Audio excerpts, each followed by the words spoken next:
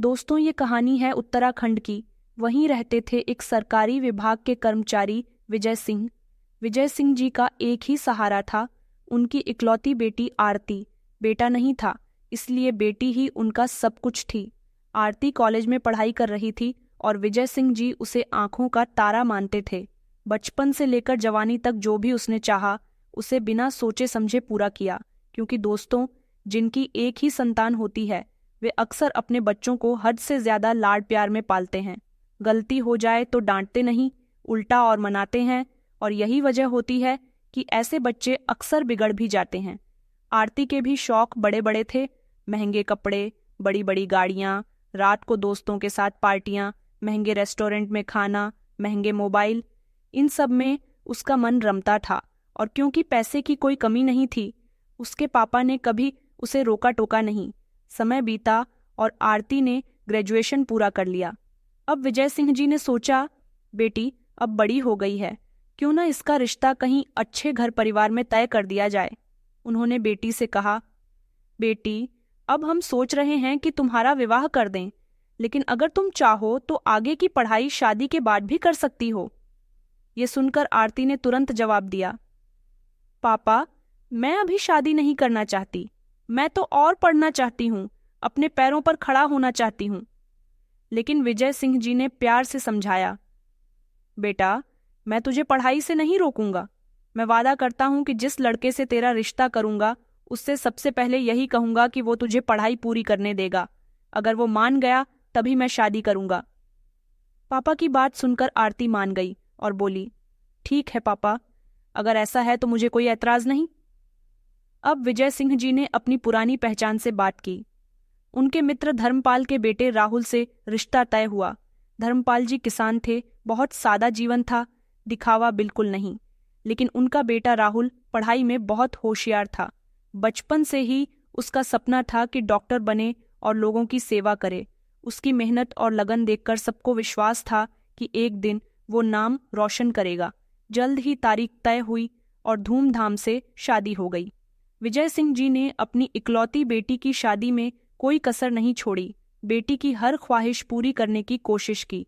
लेकिन शादी के बाद जब आरती अपने ससुराल पहुंची तो पूरे गांव में चहल पहल थी। लोग कहते फिर रहे थे, धर्मपाल जी के घर तो शहर से बहू आई है, अफसर की बेटी है, कितनी सुंदर है, कितनी नखरीली है। आंगन में औरतें उसे देखने को उतावली थीं। बच्चे खड़े होकर उसकी चुन्नी और गहनों को निहार रहे थे। धर्मपाल और उनकी पत्नी शारदा देवी खुश थे कि बेटे राहुल को आखिरकार जीवन साथी मिल गया। लेकिन दोस्तों, जैसा हर शादी के बाद होता है, सच्ची तस्वीर धीरे धीरे सामने आने लगी। आरती अपने मायके के ठाट बाट में पली थी। उसे हमेशा बड़ी गाड़ियों में घूमने की आदत थी। हर हफ्ते दोस्तों के साथ होटल जाने की आदत थी। महंगे कपड़े पहनने की आदत थी। ससुराल में ये सब ना था। यहाँ सादगी थी, खेत की मिट्टी थी, गांव की परंपराएं थीं। धर्मपाल जी ने बहुत प्यार से समझाया, बिटिया हम किसान लोग हैं, हमारा रहन सहन बहुत साधारण है। तुम छोटे छोटे कपड़े पहनकर गांव में मत निकलो, लोग तरह तरह की बातें करेंगे। यहाँ हमारी इज्जत का सवाल है। लेकिन आरती को ये सब सुनना बिल्कुल पसंद नहीं आया। उसने गुस्से में कहा, देखिए मैं अपनी मर्जी से जीना जानती हूँ। अगर मुझे इस घर में रखना है तो मेरी हर ख्वाहिश पूरी करनी होगी, वरना मैं यहाँ रह ही नहीं सकती। धर्मपाल और शारदा देवी ये सुनकर सन्न रह गए। उन्होंने चुपचाप बेटे राहुल को पत्र लिखा और सारी बात बताई। राहुल उस समय दूसरे शहर में मेडिकल की पढ़ाई कर रहा था। दिन रात मेहनत करता था ताकि डॉक्टर बनने का सपना पूरा कर सके। लेकिन जब उसने माँ बाप की बातें सुनी तो उसके दिल पर गहरी चोट लगी। कुछ दिनों की छुट्टी मिलते ही वो घर आया। उसने आरती को समझाने की कोशिश की, सुनो आरती, मेरे माँ बाप बहुत साधारण लोग हैं। उनका जीवन सादा है, उम्मीदें छोटी हैं। तुम्हें उनके सामने थोड़ा ढंग से रहना चाहिए। बाकी मैं हूं ना, जब मेरी पोस्टिंग लग जाएगी तो हम शहर चले जाएंगे, कभी कभी होटल भी चलेंगे। लेकिन अब भी मेरी पढ़ाई है, पैसे सीमित हैं, थोड़ा सब्र करना होगा। लेकिन आरती ने इस बात को गंभीरता से नहीं लिया। उसने उल्टा जवाब दिया, राहुल तुम्हारे माँ बाप पुराने जमाने के लोग हैं। मैं गांव की औरतों की तरह नहीं जी सकती। मुझे वही सब चाहिए जो मेरी सहेलियों के पास है। अगर तुम पूरा नहीं कर सकते तो मुझे इस रिश्ते से कोई मतलब नहीं है। दोस्तों, उस दिन से घर की फिजा बदल गई। जहां कभी सुबह की चाय के साथ हंसी सुनाई देती थी, वहां अब खामोशी पसर गई। जहां कभी रसोई में खट्टर वट्टर के साथ प्यार झलकता था, वहां अब बर्तन पटकने की आवाज आने लगी। राहुल ने लाख कोशिश की, लेकिन आरती ने उसकी कोई बात नहीं मानी। अक्सर वो मायके फोन करके शिकायत करती, पापा, आपने मेरी शादी गलत जगह कर दी। यहाँ भूखे नंगे लोग हैं, मेरी कोई कद्र नहीं है, कोई मेरी बात नहीं समझता। और दोस्तों, अमरनाथ जी, जो बेटी से बेहद प्यार करते थे, हर बार उसकी बात सुनकर पिघल जाते। वो ससुराल में फोन करते और कहते, देखिए, हमारी बेटी है, इकलौती है, उसका मन मत दुखाइए, उसकी हर ख्वाहिश पूरी कीजिए। धर्मपाल जी ये सब सुनकर बहुत परेशान हो जाते। वो सोचते, हमारे घर का संस्कार टूट रहा है, बहू हमारी बात मानती नहीं, और बेटी के लाड प्यार में डूबे ससुर तो उसे और बिगाड़ रहे हैं। समय बीतता गया, 6 महीने गुजर गए और घर में रोज झगड़े होने लगे। राहुल हर बार कहता, आरती, थोड़ा माँ बाप के साथ बैठा करो, उनके सामने ढंग से रहो, उनकी भावनाओं को समझ। लेकिन आरती हर बार गुस्से में जवाब देती, मैं ये सब नहीं कर सकती, मैं वो करूंगी जो मेरा मन चाहेगा। झगड़े बढ़ते गए। राहुल की पढ़ाई भी बीच बीच में प्रभावित होने लगी। वो दिन रात मेहनत करता, लेकिन घर की चिंता उसे खाए जा रही थी। इसी बीच एक दिन आरती को पता चला कि वो प्रेग्नेंट है। उसने सबसे पहले अपने पापा को फोन किया और कहा, पापा, मैं अब इस घर में एक पल भी नहीं रह सकती। आपने मेरी शादी गलत जगह करवा दी है। ये लोग मेरी एज नहीं करते, मेरी ख्वाहिशें पूरी नहीं करते। अमरनाथ जी ने उसे डांटा नहीं, बल्कि अपने घर बुला लिया। उन्होंने कहा, बेटा, थोड़े दिन बाद जब राहुल और उसके घरवाले तुम्हें समझने लगेंगे तो सब ठीक हो जाएगा। लेकिन दोस्तों, आरती को ये बात समझ में नहीं आई। वो मायके में रहकर भी अपने दोस्तों के साथ बाहर घूमती रही, देर रात तक पार्टी करती रही, बड़े बड़े रेस्टोरेंट में खाना खाती रही। धीरे धीरे उसने ये तक भूलना शुरू कर दिया कि वो माँ बनने वाली है। वो अपने शौक में इतनी डूबी रही कि आने वाले बच्चे का ख्याल भी पीछे छूट गया। उधर राहुल अपने मेडिकल की पढ़ाई में जुटा रहा। वो सोचता रहा, एक दिन मैं डॉक्टर बनूंगा और शायद तब आरती मुझे समझ पाएगी। लेकिन दोस्तों, किस्मत को कुछ और ही मंजूर था। वक्त धीरे धीरे बीतता गया। राहुल दिन रात अपनी किताबों और अस्पताल की प्रैक्टिस में डूबा रहा। उसका पूरा ध्यान बस डॉक्टर बनने पर था। लेकिन उधर आरती का मन अपने मायके और दोस्तों में ही अटका रहा। वो अब खुलकर कहने लगी थी कि राहुल उसके लायक नहीं है। राहुल उसे वो सब नहीं दे सकता जो उसकी सहेलियों को उनके पति ने दिया है। दोस्तों, इंसान जब गलत संगत में पड़ जाता है तो सही गलत की पहचान खो देता है। आरती के साथ भी यही हुआ। उसके कुछ दोस्तों ने उसे भड़काना शुरू कर दिया। मेरा पति तो बिल्कुल पुराने जमाने का है, तुझे बांध कर रखना चाहता है, तू जैसी है उसे वैसे ही जीना चाहिए, जिंदगी एक बार मिलती है, क्यों उसे बेकार कर रही है। धीरे धीरे इन बातों का असर हुआ और आरती के मन में तलाक का ख्याल घर कर गया। दोस्तों, एक दिन उसने सच में अदालत जाकर तलाक की अर्जी दे दी। राहुल जब कोर्ट पहुंचा तो उसकी आंखों में आंसू थे। उसने आखिरी बार कहा, आरती, मैं मानता हूं कि हम दोनों के बीच मतभेद है, लेकिन तू माँ बनने वाली है। क्या तू इस बच्चे के बारे में नहीं सोच सकती? कम से कम इसे पिता का नाम तो दे दे। लेकिन आरती ने उसकी एक भी बात नहीं सुनी। उसने सख्ती से कहा, राहुल, मैं अब तुम्हारे साथ नहीं रह सकती। तुम्हारे साथ रहना मेरी आज़ादी को कैद करना है। मैंने फैसला कर लिया है।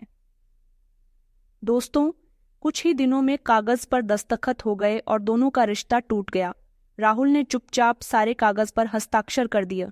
उसके चेहरे पर आंसू थे, लेकिन होठों पर एक ही वाक्य था, ईश्वर तुझे खुश रखे।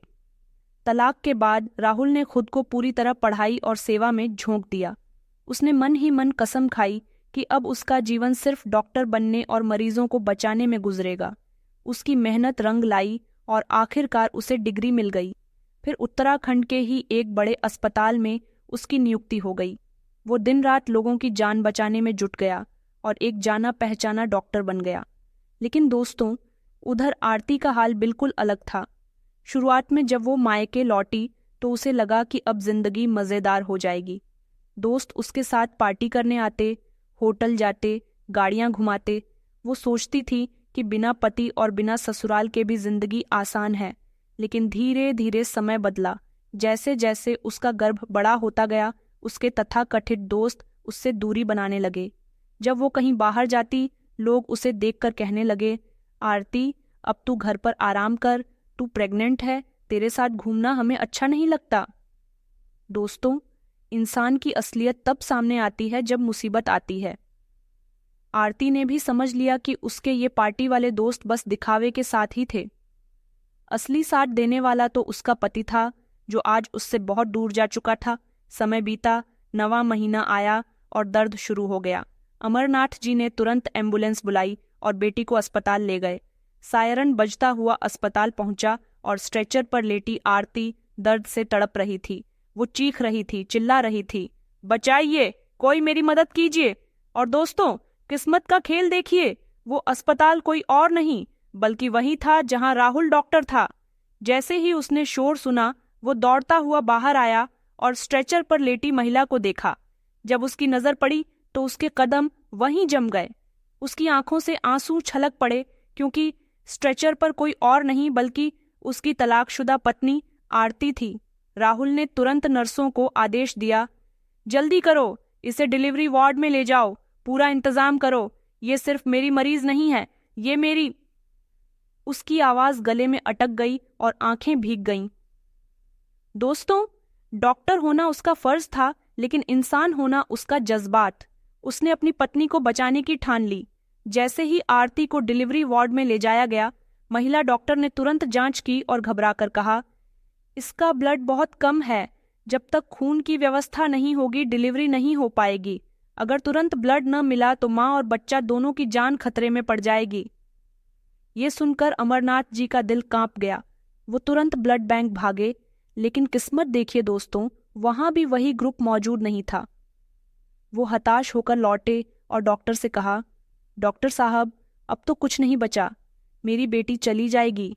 तभी राहुल ने आगे बढ़कर कहा, मैडम, मेरा ब्लड ओ पॉजिटिव है, अगर आप चाहें तो मेरा खून ले लीजिए और मेरी पत्नी को चढ़ा दीजिए।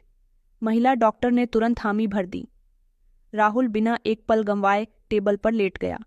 उसकी नसों से खून की एक बोतल निकाली गई और आरती को चढ़। दोस्तों, कुछ ही देर बाद वार्ड से बच्चे के रोने की आवाज गूंजी। हाँ दोस्तों, आरती ने एक स्वस्थ बेटे को जन्म दिया। माँ और बच्चा दोनों सुरक्षित थे, लेकिन वार्ड के बाहर खड़ा राहुल, जिसकी आंखों में राहत के आंसू थे, वो चुपचाप अपने कैबिन में चला गया, क्योंकि उसके लिए ये सिर्फ मरीज की जान बचाना नहीं था, बल्कि अपने टूटे रिश्ते की आखिरी डोर को निभाना था। कुछ घंटे बाद जब आरती को होश आया तो उसने अपने बगल में सोए छोटे से मासूम को देखा। बच्चे की मासूम सूरत देखकर उसकी आंखों से आंसू बहने लगे। उसने पास खड़ी महिला डॉक्टर का हाथ पकड़कर कहा, मैडम, अगर आप नहीं होती तो शायद मैं और मेरा बच्चा इस दुनिया में न होते। आपने मेरी जान बचाई, मैं आपकी बहुत आभारी हूं। महिला डॉक्टर मुस्कुराई और बोली, बिटिया, शुक्रिया, मुझे मत कहो। तुम्हें तो उस इंसान का धन्यवाद करना चाहिए जिसने तुम्हें अपना खून दिया। अगर वो न होता तो आज तुम्हारी जान बचाना असंभव था। आरती ने हैरानी से पूछा, कौन था वो? महिला डॉक्टर ने धीरे से कहा, तुम्हारे पति डॉक्टर राहुल। दोस्तों, ये सुनते ही आरती की आंखें फटी की फटी रह गईं। उसका दिल धड़क उठा। उसने कांपती आवाज में कहा, क्या ये मेरे तलाकशुदा पति थे? महिला डॉक्टर ने सर हिलाया और उसी क्षण आरती फूट फूट कर रोने लगी। उसकी आंखों के सामने पूरा अतीत घूम गया। राहुल का संघर्ष, उसकी मेहनत, उसकी सादगी और उसका सच्चा प्यार। और अब वही इंसान जिसे उसने गरीब और नालायक कहा था, वहीं उसकी और उसके बच्चे की जान बचा गया। जब राहुल वार्ड में आया तो आरती रोते रोते उसके पैरों पर गिर पड़ी। वो कहने लगी, राहुल, मैंने तुम्हारे साथ बहुत गलत किया। तुम्हें गरीब, भूखा नंगा कहा, तुम्हारी कद्र नहीं की। लेकिन आज तुमने साबित कर दिया कि सच्चा इंसान वही है जो हर हाल में साथ खड़ा रहता है। मुझे माफ कर दो, मुझे एक बार फिर अपने घर ले चलो। राहुल ने आंसू पोंछते हुए कहा, आरती, तुम्हें मुझसे माफी मांगने की जरूरत नहीं है। तुम्हें जैसे संस्कार मिले थे तुम वैसे ही चली, इसमें तुम्हारी गलती नहीं। लेकिन अब तुम और तुम्हारा बच्चा सुरक्षित हो, यही मेरे लिए सबसे बड़ी खुशी है। ये सुनकर पास बैठे अमरनाथ जी भी रो पड़े। उन्होंने हाथ जोड़कर कहा, बेटा, हमसे बहुत बड़ी गलती हुई है। हमने अपनी इकलौती बेटी को बिगाड़ दिया, लेकिन आज हम तुझसे हाथ जोड़कर विनती करते हैं, इस बच्चे के खातिर इसे अपना लो, वरना इसकी जिंदगी बर्बाद हो जाएगी। दोस्तों, राहुल ने बहुत देर तक सोचा। उसकी आंखों के सामने अपने बीते हुए सारे दुख घूम रहे थे। लेकिन फिर उसने अपने दिल से पूछा, क्या इस बच्चे को बिना पिता के बड़ा किया जा सकता है? क्या आरती को दूसरा मौका नहीं मिलना चाहिए? और तभी उसने धीरे से कहा, ठीक है अंकल, मैं आरती को और इस बच्चे को अपने साथ ले जाऊंगा। ये मेरा परिवार है और मैं इसे टूटने नहीं दूंगा। दोस्तों, अस्पताल से छुट्टी के बाद आरती अपने पति राहुल और बच्चे के साथ ससुराल लौट आई। धर्मपाल और शारदा देवी ने बहू को देखकर गले लगा लिया, क्योंकि वो भी उसे नफरत नहीं, बस सुधरता हुआ देखना चाहते थे। धीरे धीरे आरती ने अपने आप को बदला। उसने समझा कि असली सुख महंगे कपड़े और गाड़ियां नहीं, बल्कि परिवार का प्यार और अपनेपन का सहारा है। वो अब सास ससुर की सेवा करती, राहुल के साथ खड़ी रहती और अपने बेटे की परवरिश में रम गई। दोस्तों, इस कहानी का मकसद किसी को नीचा दिखाना नहीं है, बल्कि ये समझाना है कि अगर औरतें अपने परिवार के साथ समझदारी और प्यार से रहें तो उनका घर कभी बर्बाद नहीं होगा। ज्यादा डिमांड, ज्यादा जिद और अहंकार इंसान को कहीं का नहीं छोड़ते। दोस्तों, आपको क्या लगता है, क्या राहुल ने सही किया कि उसने आरती को माफ कर दिया और दोबारा अपना लिया? और अगर ये सच्ची कहानी पसंद आई हो तो वीडियो को लाइक करें, शेयर करें और हमारे चैनल को सब्सक्राइब जरूर करें। धन्यवाद।